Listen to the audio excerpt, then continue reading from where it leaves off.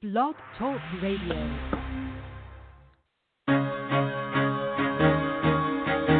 Carol the Coach. Sex, love, and relationships. We talk about it here. Carol the Coach. Compassion with contemporary relevance. I am a psychotherapist. I can be your personal life coach, and I can help you with your issues. There are no problems too small or too big. You can talk about anything. Speaker, columnist, radio TV host, and commentator. Carol the Coach brings messages of wellness and empowerment within reach of everyday people every day. Almost 5 years ago, I lost my soulmate in an accident. He was killed in a plane crash. Life just, for me, has seemed to stop. There are groups all over the city. I teach one. It is a specific way to start thinking so that you shift how you see the world, which then shifts your energy, and then you feel better and you actually see things differently. Carol the Coach. Always available, too, at carolthecoach.com. Now, I've got Russell on the line. I'm 47 years old. I'm a truck driver. I'm married. I have a wife in San Francisco. Okay. I haven't been home in 6 months. My thing is, I don't know if I have a sex addiction or what the problem is.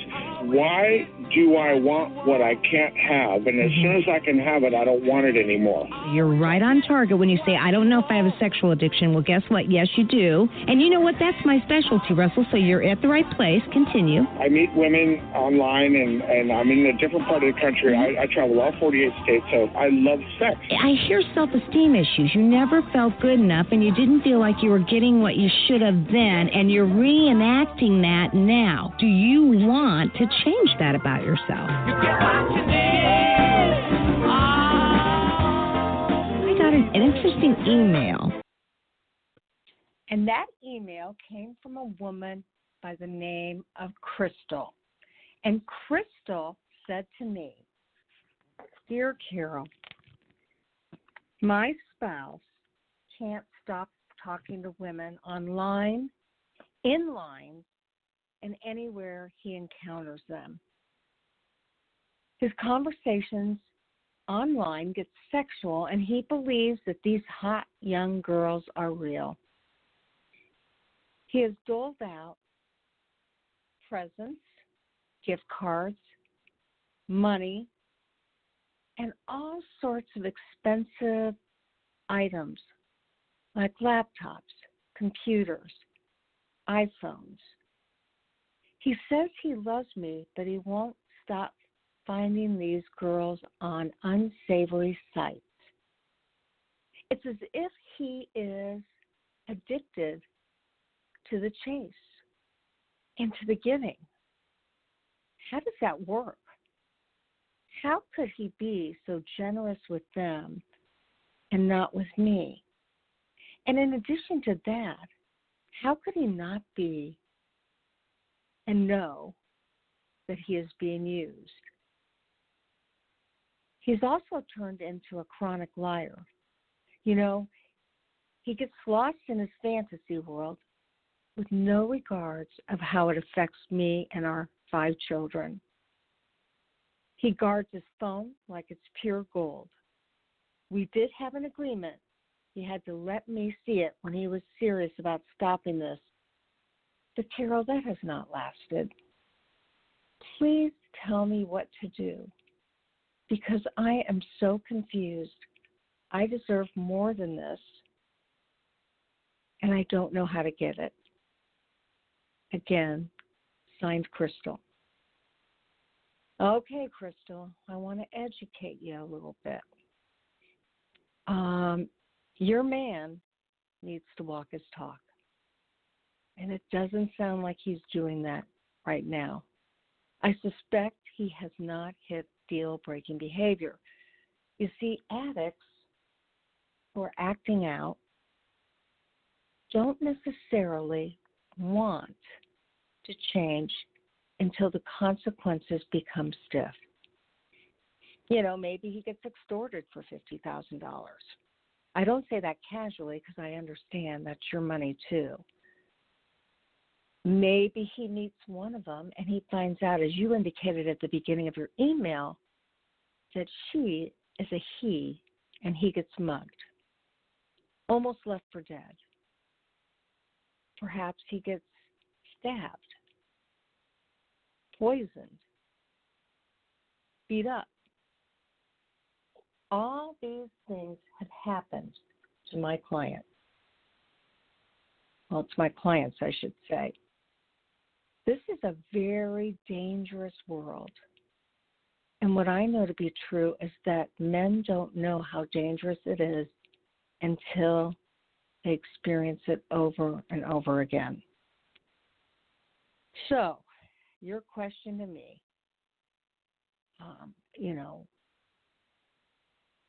well, in actuality, I don't really know that you have a question for me. When I reread this, it's like you're telling me about his behaviors, but you're not asking me, how can I leave? How can I set consequences? What do I need to do? Well, only you can know. One of the things being a partner-sensitive trauma therapist for people like you is that I say you get to decide when, where, and how. You decide how you want to do it, whether you want to leave. If you want to leave, how can you make it as transitional for you as possible? I'm promising you that I don't see one thing in his behavior that shows he is going to stop. And so you're going to have to make this a much more tolerable situation or decide to leave yourself. And I didn't see anything in this email that says that you want to leave. You just wanted to talk about how frustrated you were because he's got behaviors that are unacceptable, and yet they look like they're pretty commonplace. So, why don't you spend some quiet time and decide what are your consequences going to be? Maybe you've stopped sleeping with him, or maybe you decide that you're going to. Maybe you send him into a different room to sleep.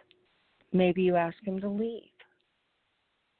Maybe you stay in the same home, but you build on your own self-esteem. You figure out what it will take to make you feel happier. And what I know about addicts that can't maintain good recovery is that they really don't want it yet. Because when they do, the recovery tools are adequate. They will help them. They will get them into abstinence. But when they're really not wanting to quit yet, nothing is going to change. So, Crystal, I'm super sorry that I can't wave that magic wand of mine and make him change. But I really can't. He's got to hit some deal-breaking behaviors. He's probably got to hit some rock-bottom behaviors. And, again, maybe he'll get hurt. Maybe he'll lose significant money. Maybe he'll lose his job. Maybe he'll be threatened by somebody's husband. I just had a man who was shot. I just had a pregnant woman who was pushed down to the floor when the husband tried to come into the house looking for her husband. I'm promising you, this thing gets serious. So hang in there. Get yourself a certified therapist who knows sex addiction and partner trauma, and work on yourself. Figure out what it is that you need to feel as safe as possible in an unsafe situation. And that's about the best you can do for right now. Keep those kids safe and keep yourself safe. Try to find an additional lifestyle that will support you. If you're not going to church, maybe find a church group. If you don't exercise, maybe get into a fitness class. If you don't have a hobby, maybe take an art class. Just do something for you. Okay, that's what I advise. And I'm a big believer in getting support just in general. I just did a YouTube for addicts on, knowing how to increase their conviction. I've actually put several on because now that I'm done with those the post-traumatic growth course for partners and the Help Her Heal course for addicts, I get a little breathing room, and it feels wonderful. I can go back to making some YouTube videos. Look me up. I have 2 different types of YouTube videos. I have one under Carol Sheets, and they are for addicts, partners, and couples. And then I have some Take Your Life to the Next Level YouTubes, and they are just really an opportunity for you to really look at your life and decide you're going to make it better. And you know, it has nothing to do with being an addict or a partner. It's about taking your life to the next place so that you can live out some of your dreams, some of your goals, and some of your passions. I really believe in that. And you well know that I have this podcast. Yes, I do. This podcast, Sex Help with Carol the Coach. And then I have one on Thursday afternoons called Betrayal Recovery Radio. And that's specifically for partners.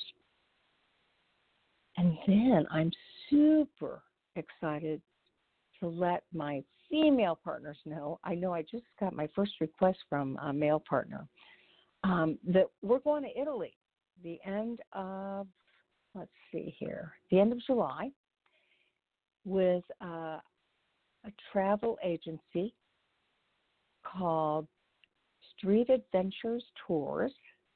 And I'm going to be presenting most mornings on trauma and being able to make better decisions using your head, heart, and gut and finding happiness and knowing how to do that.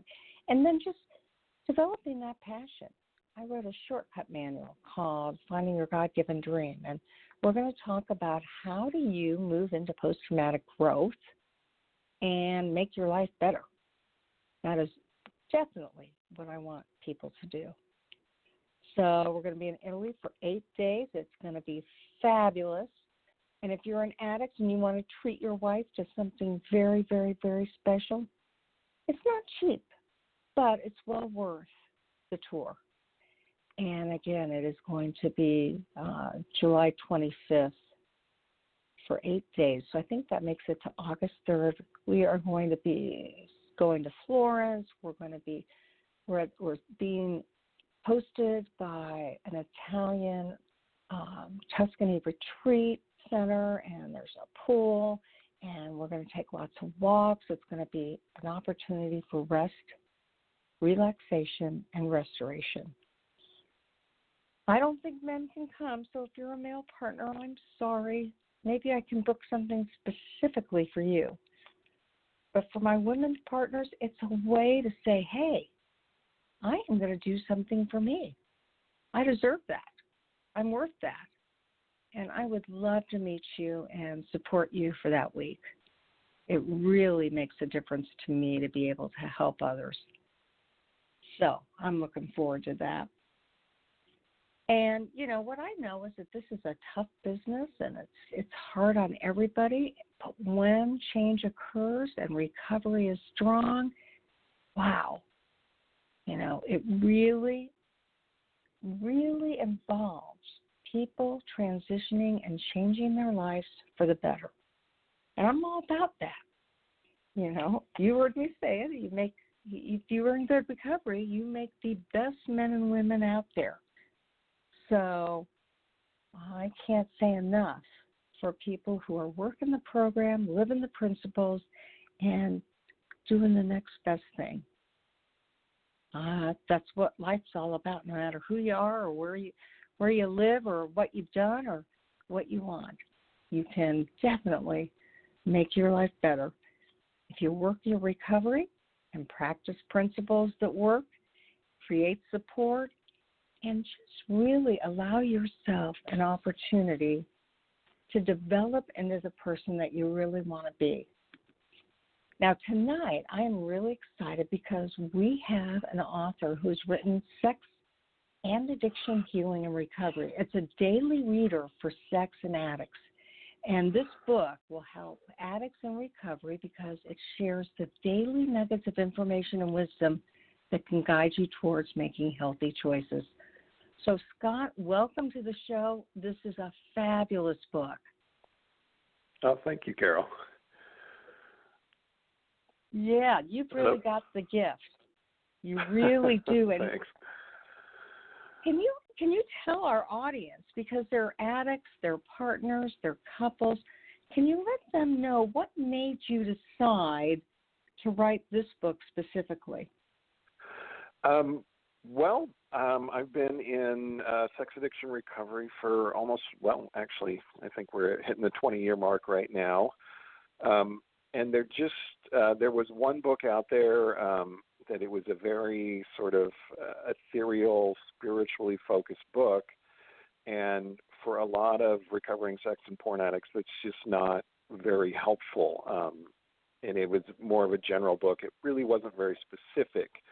So I wanted to, and it was also dated when it did actually talk about sex and porn addiction. So I wanted to do something that was really up to date, that provided not only some inspiration and some spiritual inspiration, just some general inspiration, but information about what these addictions are, what they look like, including love addiction, how they manifest, the effects they have on addicts, the effects they have on partners, and what recovery looks like. And then each day there's also a task, something you can do to further your recovery today. So I wanted something that was really informational and really practical, because it just didn't exist for recovering sex and porn addicts. Well, no kidding. So you saw a need, and there was something out there, but it was 30 years old, and it was time to add to the old wisdom and create something new. And so this book, Sex and Porn Addiction, Healing and Recovery, a practical daily reader for sex and porn addicts, is, published anonymously, and it's to help addicts kind of find a foundational group of principles that they can live by. So can you tell us a little bit about what's in this book and what could our listeners expect when they buy it? This is really kind of a soup to nuts book about sex and porn addiction, and the process of healing and recovery, what they are in active addiction and how to get through recovery. Each month has one of the 12 steps featured, so there'll be usually 4 or 5 of the daily readings will focus on a step for that month. Like January focuses on step 1, February on step 2, and so you go through the year. So the book will work you through the 12 steps with a lot of very practical advice. There's a lot in here about denial and breaking through denial, recognizing denial, breaking through denial. There's a lot about, what is sex addiction treatment? Most people, when they come into sex addiction treatment or when they enter sex addiction recovery, they have no idea what to expect with treatment, with therapy, or with inpatient or 12-step meetings. There are readings on all of those things. There are some just general inspirational readings. Today is called Who Are You Going to Be Today? And it talks about, the fact that sometimes we wake up on the wrong side of the bed, and it gives some advice about what to do when that happens, letting us know that we're in control of our day. And I actually woke up this morning in a terrible mood, and I read this, and I went back into my bedroom, and I started the day over. I did my 11th step, which is a spiritual connection, and I did a gratitude list, and I felt better, and I've had a really good day. So there's practical stuff. I wrote the book, and it still helps me. There's a lot in here about guilt and shame, the difference between the two. Guilt is, I did something bad. I feel terrible about it. I wish I hadn't done it. I think I'll behave differently in the future. Shame is a very different animal. Shame is, I am bad. Not I did something bad. I am bad. There's something wrong with me. And I can't change because I'm inherently defective. Shame is just a toxic, quicksand cesspool that sucks us down in and keeps us stuck in our bad behavior. So there's a lot about that, and there's a lot about healing from shame, because that underlies almost all addictions, especially sex and porn addiction. So it's a real gamut of, everything that a sex and porn addict who wants to recover would need to know, but in bite-sized pieces, which I think is helpful.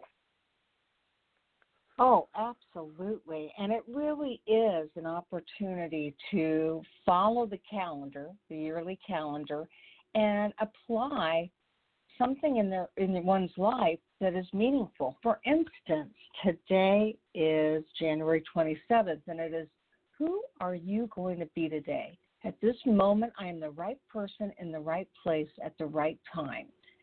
And just as you said, when you wake up on the wrong side of the bed, how can you get back to believing that you are the right person and things are going to be okay, and you don't have to choose to be miserable even though you wake up that way? And let's face it, sometimes it means thanking our higher power for one's sobriety. Absolutely. I mean, you talk about that on January 27th. And so it's inspirational, it's motivational, and it felt like, as I was reading through these, that it was like you had a guide, a mentor, or a coach with you as you read this book to navigate you back onto the right path. Yeah, I'm glad you said that, because that's really kind of what I wanted this book to be. I mean, everybody needs their therapist, their coach, their sponsor, whatever it is. But sometimes we need a little more than that, or that person isn't available. And this is a way for people to get back on. I also, I've already been to meetings. The book just came out, but I've been to meetings where they're using this as the reading to kick off the meeting. Because it should always spark discussion. And that's been really sort of gratifying. That's part of the reason I wrote it anonymously, even though my name is on Amazon. I published it anonymously because I wanted it to be used in 12-step books or in 12-step meetings, and they usually won't do that if somebody's name is on the book. Mm-hmm. So. Yeah, they're not endorsing one person; they're endorsing a philosophy and the principles. And I love that you cite different people. For instance, February 16th, recovery requires other people, and I'm always talking about the 10 recovery tools. And the great UCLA basketball coach and philosopher John Wooden once said, "Failure is not fatal, but failure to change might be." Recovering sex and porn addicts could use this as a mantra.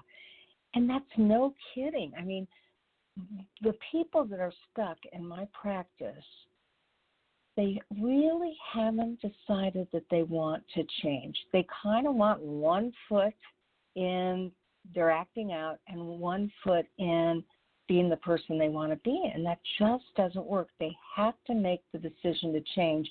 And this John Wooden quote is so inspirational to get somebody to realize that sex addiction can be fatal. It really can be fatal. So then, absolutely. Let me just ask you, you compiled quotes and ideas and principles, and how'd you do this? You just kept collecting and collecting and collecting? Do it. First of all, let me just say, this book did not happen overnight. I was writing this book off and on for at least 7 or 8 years before I had enough that I was happy with, that I felt like I could actually compile the book and put it out. I've been in sex addiction recovery for 20 years, substance abuse recovery for 18 years, I go to a lot of meetings. I go to 4 or 5 meetings a week. I write about addiction and recovery and the process of healing and mental health on a regular basis. That's what I do for a living. Mostly I ghostwrite for other people or edit other people's books or, help them with academic articles, things like that. So I've been exposed to a lot of research and a lot of ideas and a lot of thoughts, mostly from real leaders in the sex addiction recovery field. I've interviewed you for our website in the past. So, but mostly this stuff comes from 12-step meetings. Somebody will say something really, really fascinating, and I'll think, oh, I need to write a paragraph about that. And then I'll just search out a quote that goes with it and think of a task that people can do to sort of put that idea into their daily practice. So it was a slow process, and it was stuff that resonated with me as a recovering addict. So I hope it resonates with other recovering addicts, because it's a very personal book in that respect, even though I don't really talk about myself in the book or write about myself at all. No, you don't. And as a matter of fact, since you brought me up, I've got to tell you, Scott was instrumental in helping me write an article on prodependence. Scott is Director of Content Development for Seeking Integrity Treatment Centers, which most of you know is associated with Rob Weiss and Dr. David Fawcett, who we just had on about chemsex a couple of weeks ago. And you didn't tell me you were writing this book. You just helped me to write that article and then interviewed me for a podcast so that you could write about me. And you didn't tell me anything about this. And so this is really, really cool. Although, if I'm not mistaken, Scott, you and I have some historical roots. Is that correct? Well, we're Hoosiers, both of us. I'm not there now, but I'm a Hoosier. I know it. And, there's just something about Hoosiers. I heard you say for, and you said for. And there's something about our accent. We have just a little twang in our voice, no matter, because you're living out in L.A., aren't you? Well, I'm in Palm Springs, which is a little bit east of L.A., kind of in the desert. But yeah, okay. I've been in Southern California for 20 years, but I'll still drop a y'all every once in a while. Just it'll come out of my mouth. I think, oh dear. Oh, I think that makes us human, and it just shows that we are a la naturel. So I just really appreciate the fact that you don't give yourself a lot of PR. Somebody else told me about your book, and I had to reach out to you and say, hey, I want to see this book, and I want to have you on my podcast, because Scott helped me with this article, and I knew he was a proficient writer, and having that title of Director of Content Development for Seeking Integrity Treatment Centers absolutely means that you've got the skill, and that's why I tell my listening audience all the time, if something's well written, get it. And this book not only is inspirational, motivational, but it really is well written. Thank you. That's nice to hear. It's a lot of time and effort. So yeah. Let's talk a little bit about. Go ahead. Yeah, go ahead. Well, no, but you go first. I was gonna plug our treatment center, but in addition to Seeking Integrity Treatment Centers, which treat sex addiction, porn addiction, and paired substance sex addiction, we have a free resources website called sexandrelationshiphealing.com, and it provides free resources for addicts, for partners of addicts, for therapists who treat addicts. We focus on sex and porn addiction, but we deal with everything. We have webinars that are free. We have drop-in discussion groups that are free. We have podcasts like Carol's that are free. We have all kinds of written material and lists of resources that are free. You can contact us with questions. We'll point you in the right direction so you get the help you need. And it's all free.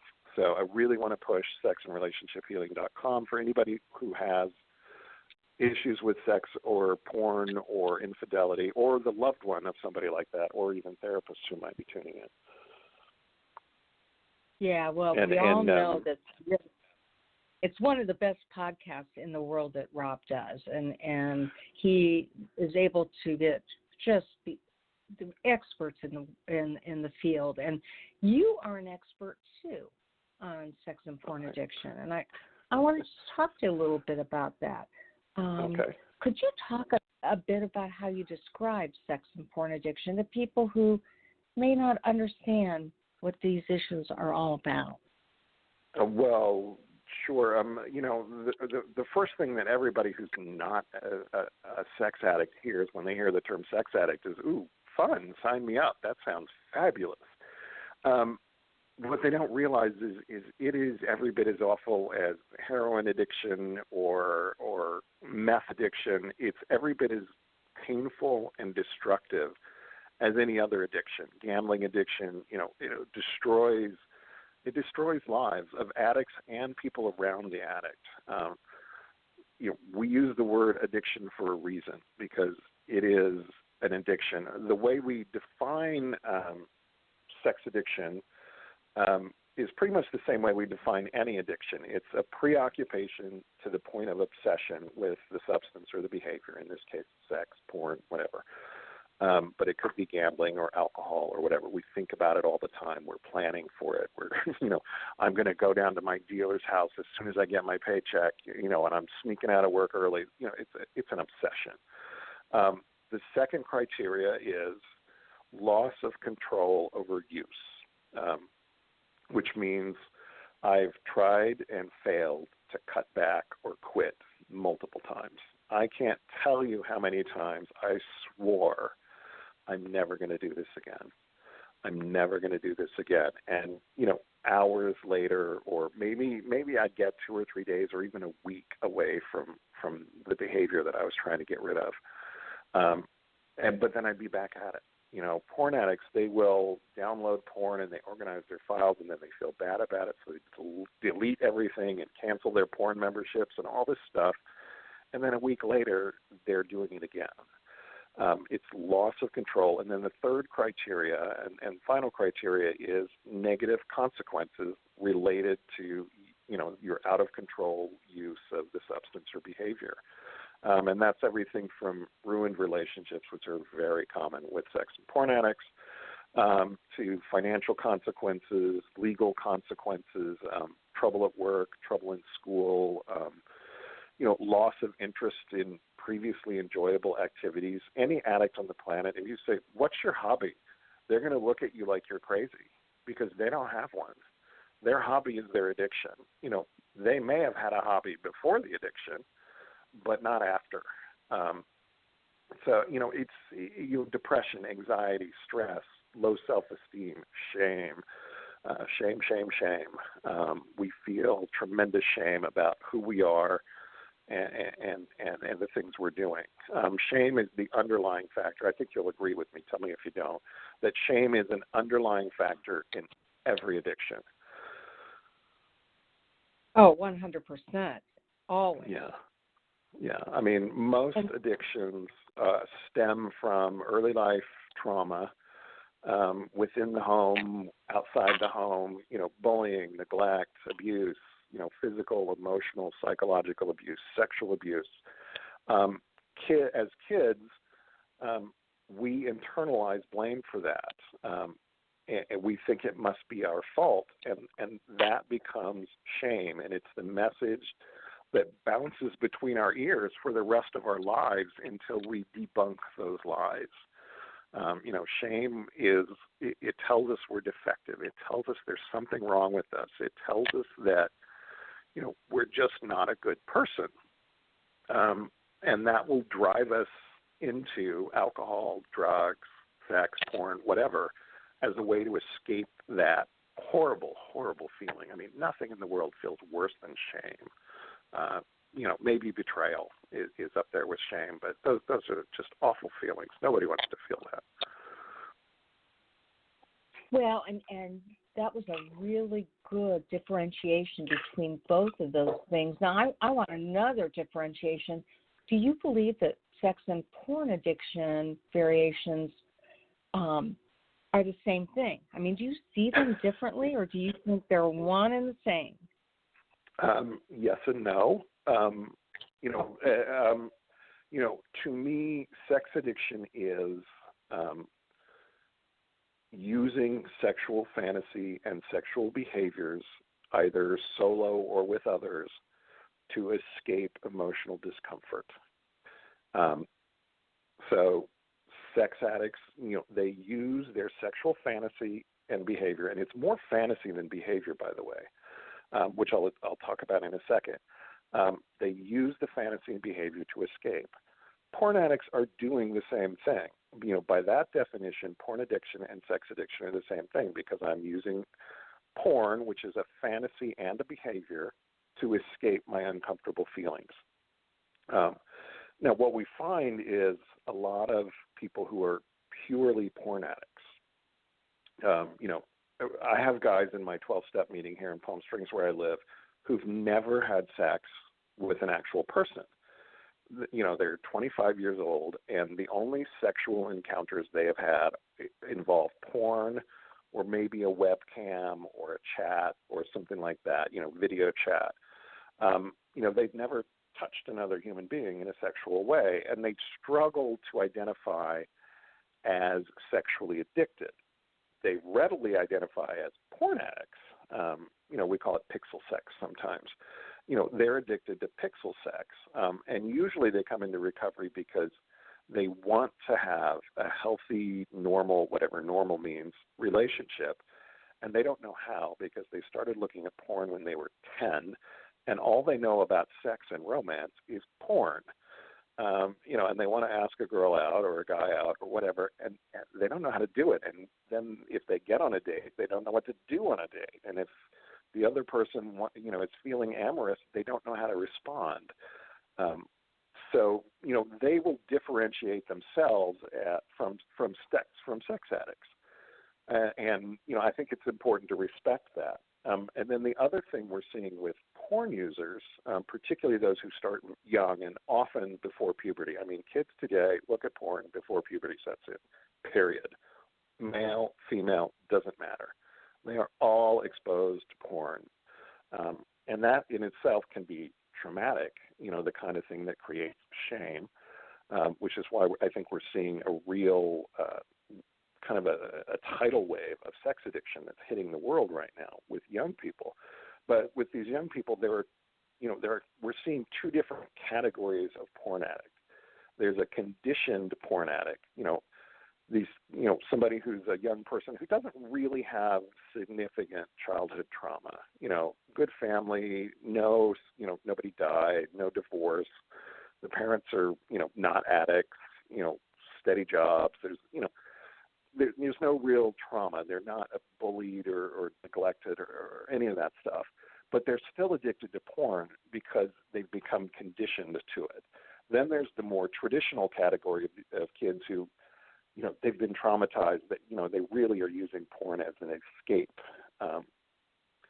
The symptoms and everything looks the same with those two categories until you start treating them. The conditioned category of porn addicts will recover much, much, much faster and much, much, much easier. What they need is to be separated from the behavior and then to learn the social skills that they didn't learn because they were busy looking at porn.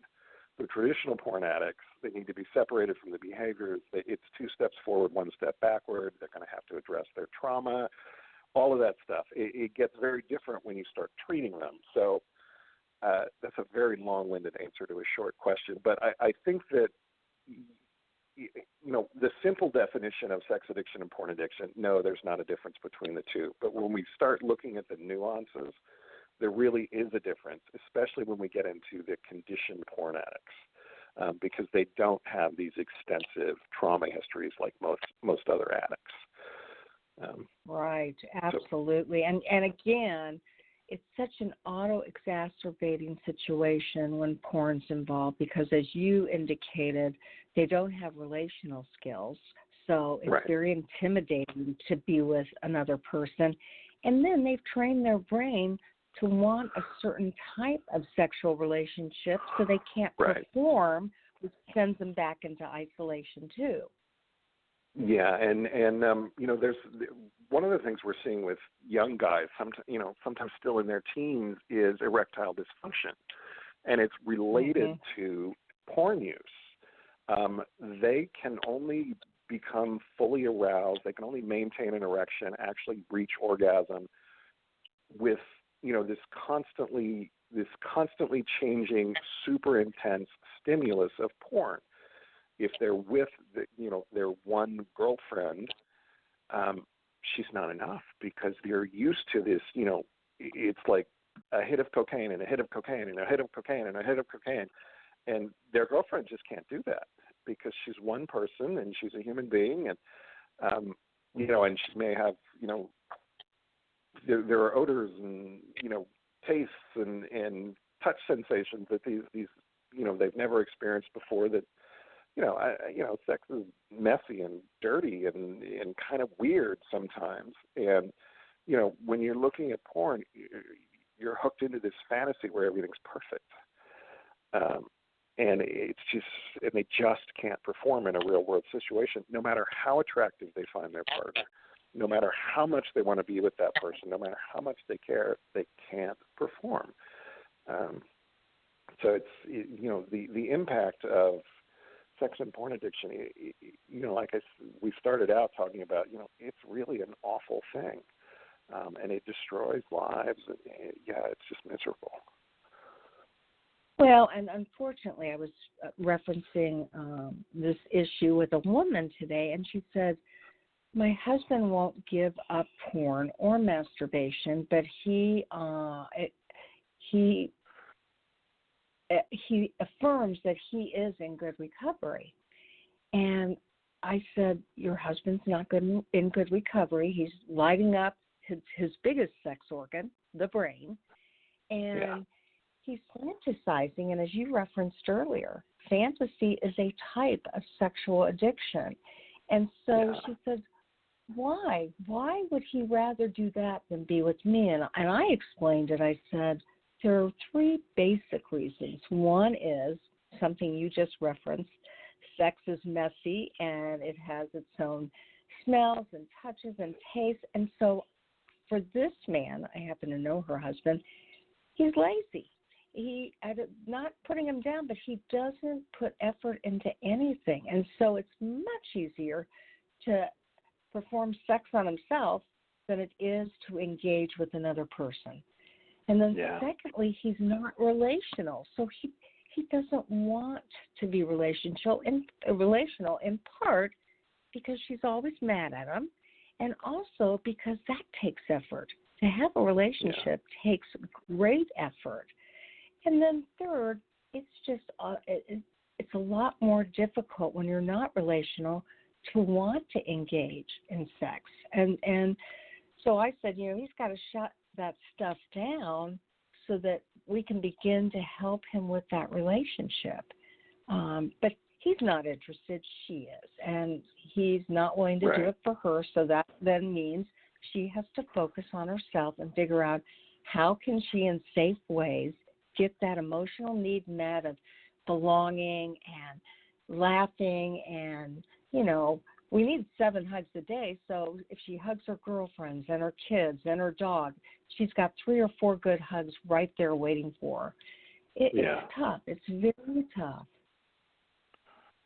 Yeah, and I couldn't agree more with any of that. Betrayed partners, it's like being run over by a truck, because sex and porn addicts are not going to meet anyone's needs but their own, until they truly get into recovery and truly work on connecting with other people, which is very, very difficult and scary.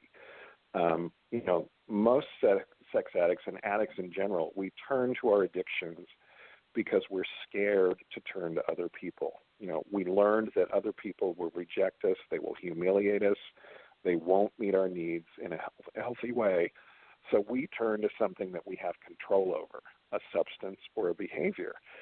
And part of recovery is learning to rely on other people. And it's very scary to be vulnerable in that way when you've never had success with it.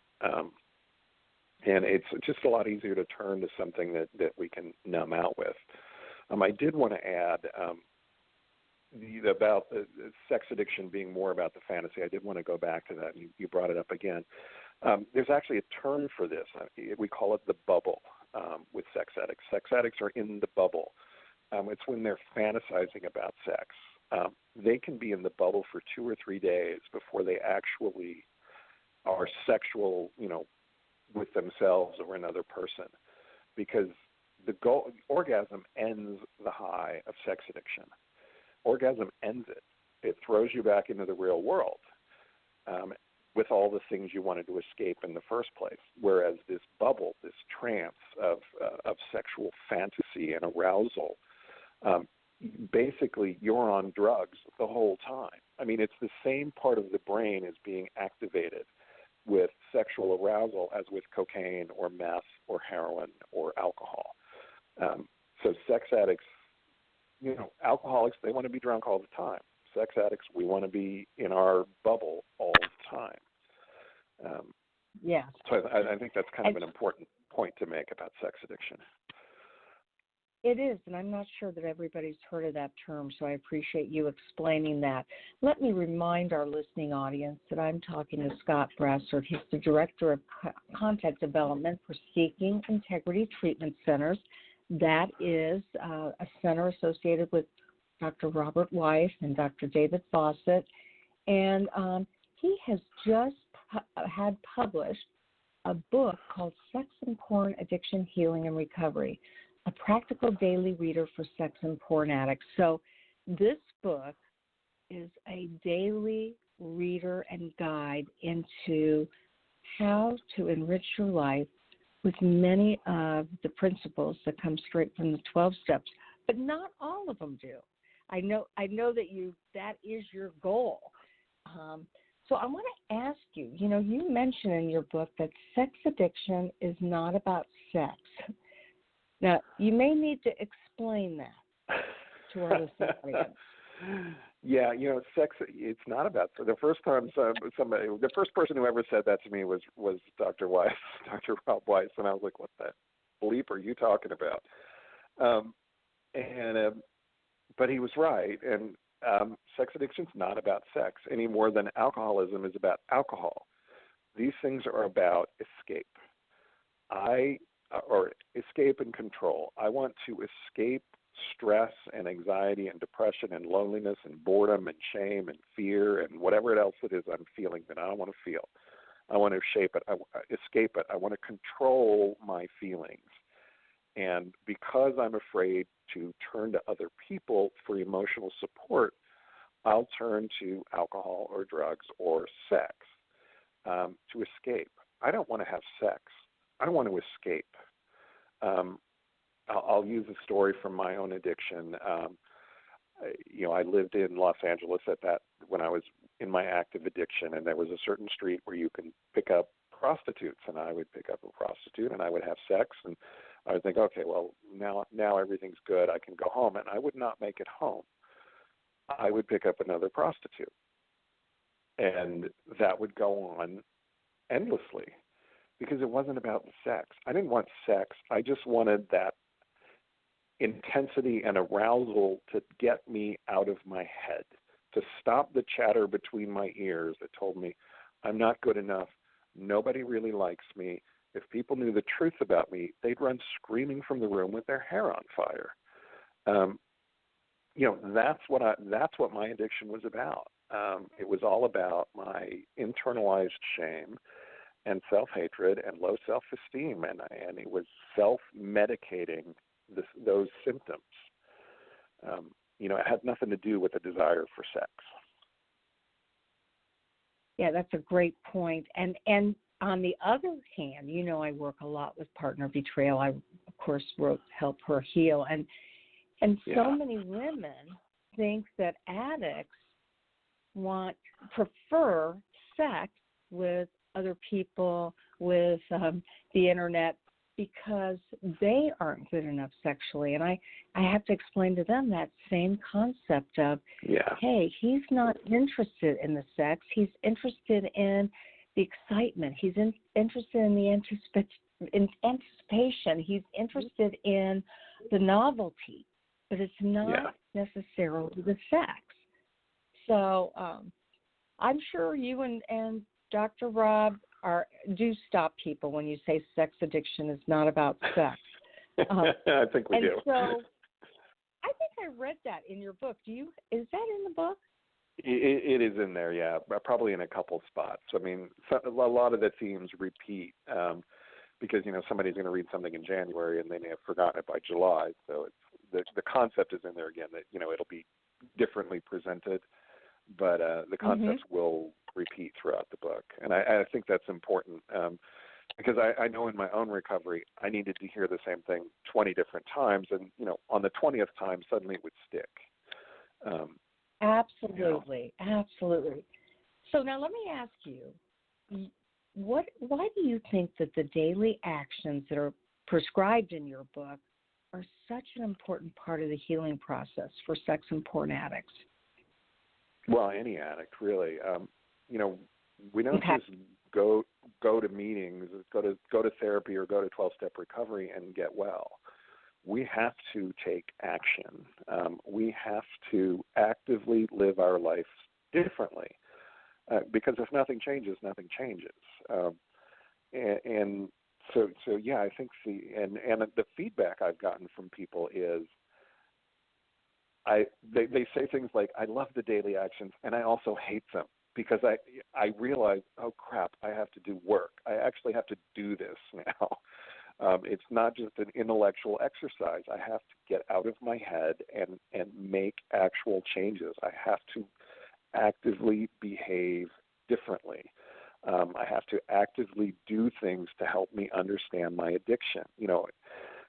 Some of the readings on denial are like, write down 3 forms, 3 denial statements, that you've used to make your behavior okay, and then share those with another person in recovery. And, I want people to do that because I know for me, when I did that, I heard the crazy coming out of my mouth. When I wrote them down, I was like, yeah, that makes total sense. But then when I said it out loud to another person, I was like, oh dear, I got problems. Taking an action is how we make changes, how we understand ourselves and make changes. Absolutely. And again, I really believe that the addicts I work with, they want daily actions. They want to do something. And Pat Carn said it best when he said, to get healthy requires that we substitute old behaviors for new healthy behaviors. So yeah. I'm going to ask you, in addition to reading your book, what would you recommend that sex and porn addicts do to make the needed changes in their lives? Well, therapy is always recommended. If you're really struggling with denial, go to residential treatment like Seeking Integrity. There are others around the country. I'm not going to act like we're the only one. We're the best. And 12-step meetings, and then, actually working the 12 steps. Get a sponsor, work the 12 steps. One thing that every recovering sex and porn addict needs is whether you call it a circle plan or a boundary plan. It depends on what program you're in and what book you're reading. But it's, it's a list of, here are my problem behaviors that if I engage in these, I'm not sexually sober. And then there's the next level of that is, these are my slippery behaviors and thoughts and emotions that can lead me into my problem behaviors. Things like, for me, it's boredom. Boredom is my number one trigger, but also anxiety and loneliness. But also if I have an argument with somebody, I'm in a slippery place. Keeping any kind of a secret, I'm in a slippery place. If I lie to anybody about anything, I'm in a slippery place. If I miss one of my 12-step meetings, that's slippery. So those are kind of my middle boundary behaviors. And then I think everybody needs what we call the outer boundary or the outer circle, which are healthy behaviors that I can turn to instead of my addiction. Going for a bike ride, hanging out with friends, seeing a movie, reading, writing about recovery, journaling, meditating, playing with the cat, going to the grocery store and, picking out, something special for dinner and then coming home and cooking it. cleaning the house. Believe it or not, I'm weird. I like to clean the house. It's an outer boundary activity for me. And I actually kept my outer boundary list, a printed out version, in my wallet for years, so that I would always have it with me. And when I was triggered to act out, when I had that strong urge, the craving, go back to my addiction, I could pull that out and say, wherever I was, whatever I was doing, there was something on that list that I could do instead. And always, and I stress this in webinars and everything. The best thing for me to do, and the best thing for any addict to do, is reach out to other supportive people in recovery. My biggest weapon against my addiction is the phone. And I call my friends, and I had to practice. The phone weighed 400 pounds when I got into recovery. I had to practice, and now I call people, and I don't even have to tell them I'm struggling. I just need to hear their voice, and that's enough to keep me out of my addiction now.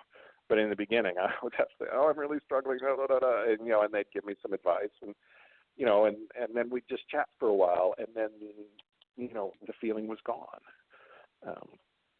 But yeah, people really need to have a plan for what I'm going to do instead of my addiction. Because I spent, my addiction was a full-time job. I had a full-time job, and then I had a second full-time job, which was my addiction. And then I had nothing else going on in my life. And I had to replace that 30, 40 hours a week of my addiction with something. And that was hard. Oh, absolutely. But obviously it paid off, and we all know the connection really is the antidote to sexual addiction.